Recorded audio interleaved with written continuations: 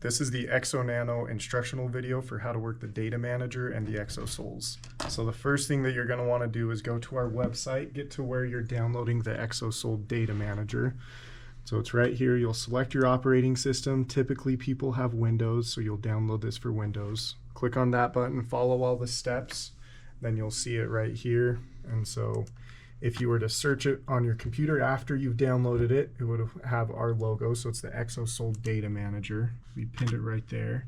Then you can see it pulled up right here. Make sure you have this downloaded before you start. This is how you get the data off the Insoles really quickly. The second thing you're going to want to do is download it onto your phone. So right here, it's just on the App Store. You search Exosole, and it's the first app that comes up. So it's the one that looks like that. So with the app, what you're going to want to do is create a profile of the user that's going to be using it. So today we're going to have Max using it, and I've already put in his information. So you put in his name, you put in his age, weight, shoe size, insole size. You'll select and continue, or if it's a new user, you'll continue for that. For version 4, which is what most people have, you're going to scan for insoles. Version 5 of the Exosole is going to have the ability to NFC tap for pair, but that's not going to apply to most people, so you're going to hit scan for insoles. It's going to pull up this screen. While it's pulling up that screen, we're going to turn on our insoles. So we have the Exosoles right here. These are the medium size. And then the switch, you're going to push it forward towards the toe in order to turn it on. So you got right here, you need a pen to turn it on. We're really concerned that it would turn off while it was in the shoe, so we made it pretty hard to turn off or turn on. So get a pen, flip the switch forward, and you'll see it's blue when it's searching for Bluetooth, and it turns green when it's connected. So it's flashing red, this one, because it's low on battery. You can see it pulled up. It's 19% on battery. The battery lasts about 12 hours. We're only doing a test for a minute, so we're not going to worry about that. And the other one's 54%. That's great. You'll see underneath that, that's the MAC address. And so before you start the test, make sure you're connected with the correct insole. So we know that this insole ends in a 38, this insole ends in a 6C. So we have the correct insoles started.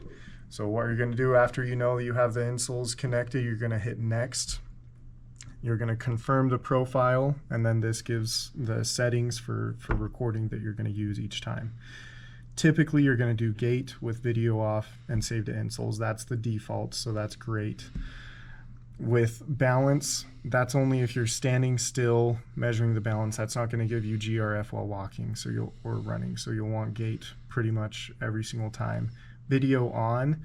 If you want to record the whole video, when you do video on, it starts recording a video right when you hit start, and it starts recording on the insoles, and it stops recording the video right when you hit stop. That uses your phone's camera.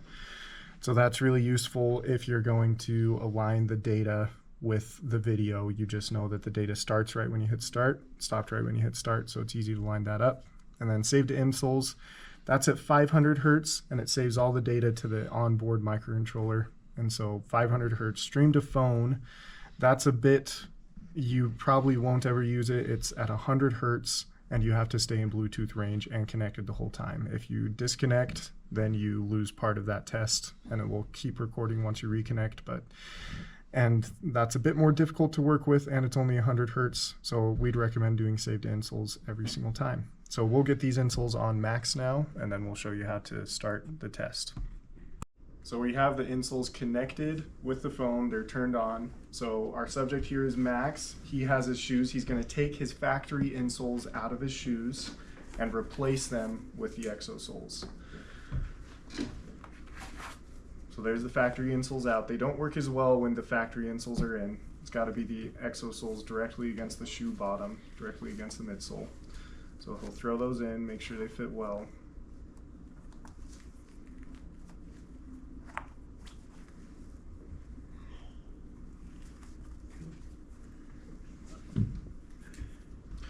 And once he gets them tied on, once he gets his shoes tied on, then we're going to make sure that the Exosoles are still connected to the app. When they're connected to the app, then we're going to hit start, and he's going to perform the test as usual. Okay, so he's got them on. We can still see at the top right, you can see those two green dots. Oh, they just disconnected. So we'll get closer. They've reconnected. That's perfect. We have the green dots. We're going to hit start right away. So now he's going to perform the test as usual. Just going to do some walking and running.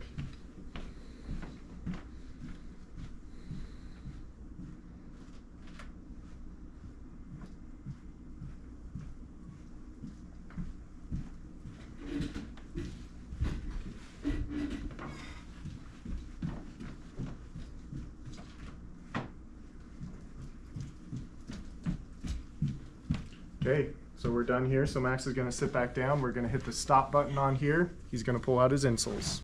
So we've saved the data to the XO-Soles. Now we're going to get them off the XO-Soles. The fastest way to do that is from your computer. So we talked about the data manager before. We downloaded it from the website. We have that up. Before you start it, you're going to plug in both of your insoles with the USB-C cable that we sent to you. Going to pull up the data manager. You're going to click the big blue XO-Sole data pull button. The smaller one, XO-NANO File Upload, you only use that if you want to send video files or notes to XO-NANO, just if you needed to send us a file. Typically, you won't have to worry about that one. So the big blue button, XO-Sole data pull, you'll click on that. It will tell you, hey, there's 2 XO-Soles currently connected to the computer. You can do 1 at a time, you can do 2 at a time, you can do multiples. As long as it's picking up both of them, we know we have 2 plugged in, so that's great.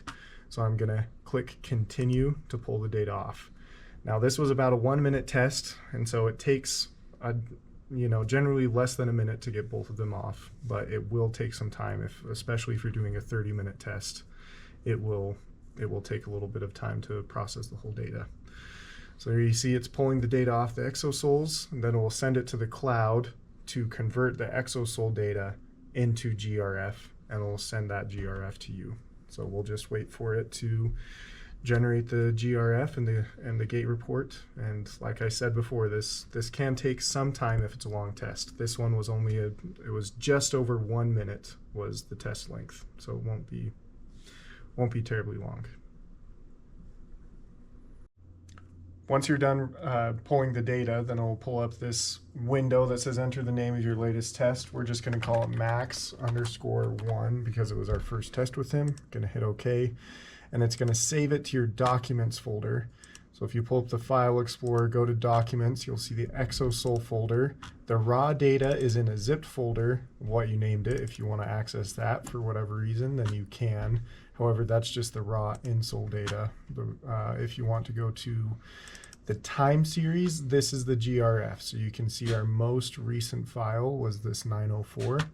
And so you'll see that the timestamp is the name of when the test was started.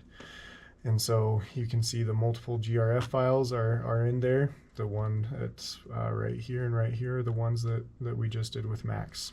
So they're in there. You can leave the insoles plugged in.